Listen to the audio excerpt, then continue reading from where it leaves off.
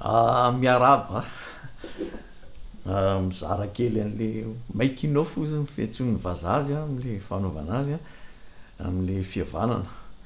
Le gitara-basso zany a manome endrika mahafinaritra na de amin'ny fampidirana ary amin'ny introduction, eo ny sax fa le fampidirana an'le gitara-basso raha eritreretina tsara mety mahavita zavatra tsara ihany. De miketriketrika an'le fampidirana eto zany de mba zaraina amintsika le making off. Le izy koa zany mba hita hoe tena tendrena, mitendry marina le mpanao an'le hira sy mozika fa am'zay mba mahafinaritra e, zay. Fampidirana zany de tena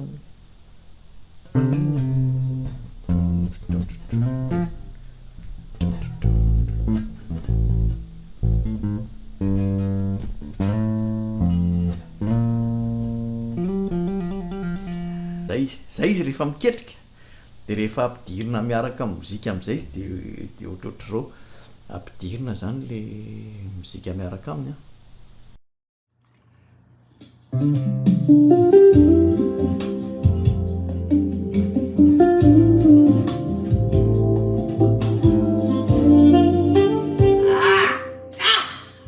Manahira anao a.